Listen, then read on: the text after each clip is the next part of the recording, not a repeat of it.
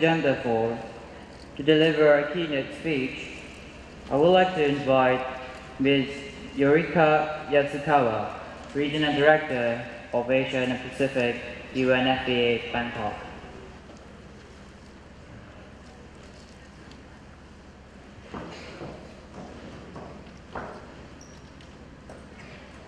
Good morning, Mingalaba, Excellency Dr. Tano, Union Minister of Health, Do Man Shue Mong, Do Hin A Yin, conference participants from many parts of the Asian Pacific region, and special greetings to the young people here. On behalf of the United Nations Population Fund, UNFPA, thank you so much to the organizers of this meeting for this opportunity to address this youth conference.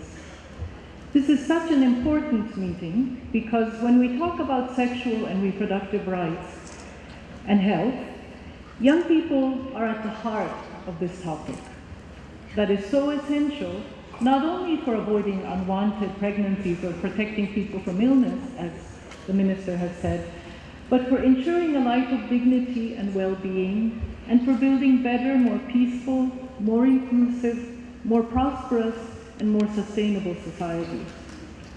So let us talk about sex. Sex is the driving force of life. It's what has put us all here on this planet. It's also what connects us humans with other forms of life. It's such an intimate and private and delicate part of our lives, and so central to our dignity as people, to who we are. It's about our bodies, but also our hearts. It's about who we share them with and how. It's also about generating new life from that. That all human beings, and especially young people, have the means and the freedom to make good and happy and responsible choices around these momentously important questions, respecting the wishes and desires of our partners, is so central not only to our physical and mental health, but also to the possibility of building healthy and prosperous and democratic societies that are environmentally sustainable and care for nature with all its diverse forms of life. This is the spirit and imperative of the Program of Action of the International Conference on Population and Development, the ICPD, and the new 2030 Sustainable Development Agenda. So sex is a very private and intimate thing, but it also has public consequences, and therefore requires the right kinds of public policies to ensure that everyone has the freedom and access to the services and information they need to make good choices. So all this to say that sex is a really important thing. Still, today, well into the 21st century, we have such a hard time talking about it in an open and calm and rational way. There are still so many taboos and prejudices, and these taboos and prejudices make it difficult for countries to adopt and apply the right kinds of public policies. For example, despite long-running efforts by UNFPA and other partners, there are many countries in Asia and the Pacific where comprehensive sexuality education is still not included in national curricula, and even when it is, teachers are not teaching it. And the word comprehensive is important here because we aren't just talking about anatomy and biology, but to be able to talk openly about sex as a physical act and also as an act of two people connecting emotionally, and the importance of making that connection with love and respect and care. And as the minister said, in safety and in freedom, because that's not always the case. Sex is often an act of power and violence and domination, and most of the time women and girls are the victims.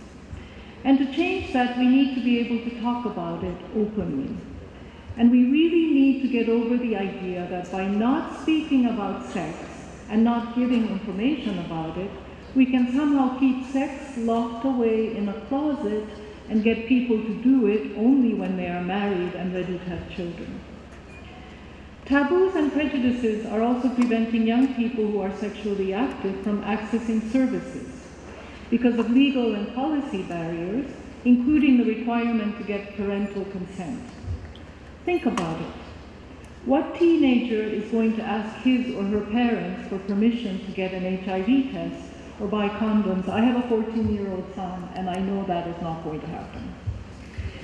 Even when young people have access to services, the people providing these services are often not very friendly, or they are disrespectful or judgmental, or can't be trusted to not share your private information with parents or school authorities. Discrimination against women and girls, often enshrined in laws and policies, is another big obstacle to universal access to sexual and reproductive health and rights.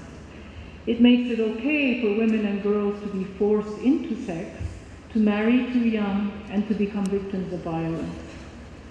The results of these barriers are, for example, that over 6 million adolescent girls have an unmet need for contraceptives in this region. Among unmarried sexually active adolescent girls, half of them can't access the protection they need.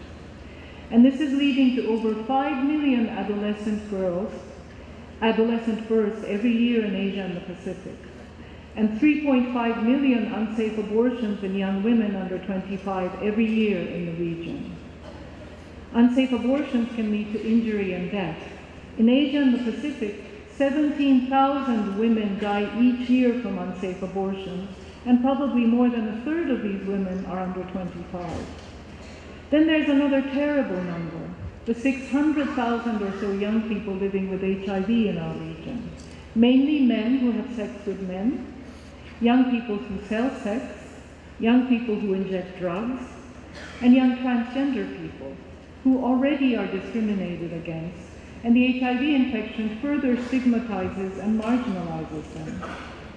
All these numbers, these statistics, represent real people, real lives. They also represent a massive failure of public policy and a massive violation of human rights. The right to life, liberty, and security of person enshrined in the Universal Declaration of Human Rights. The right to health, the right to a life of dignity. Guaranteeing these rights and freedoms to all young people, especially girls and women, is ethically the right thing to do. And at the same time will contribute enormously to economic growth, but not just any kind of growth, the kind of growth that generates and distributes prosperity to all people fairly and equitably, ensuring health, dignity, freedom, and choice for all women and girls. Indeed, all people of all ages, but especially the young, in this very intimate part of our lives, is also so important for building societies that are democratic and inclusive, that respect and celebrate diversity, and are caring of those that are most vulnerable, and seek to embrace those that are excluded and marginalized. And all of you who are here today have a responsibility to exercise leadership in making this happen, not only demanding that governments do the right thing, but participating actively and constructively in those spaces where public policy decisions are made. It's also so important that young people among yourselves promote and live by an ethic of respecting and including all people, of all cultures, all ethnicities, all beliefs, all genders and sexual orientations, all capacities, of caring especially for the weak and the vulnerable and the marginalized, of resolving conflicts peacefully, rejecting violence, so that truly everyone counts and counts equally. It is inspiring that this conference is taking place in Myanmar at this moment in its history, when the nation is taking crucial steps toward these same objectives. I hope that this conference helps to move us all forward in concrete ways towards these goals. We in UNFPA are committed to doing everything we can to accompany and support you on that challenging and exciting journey. Thank you very much.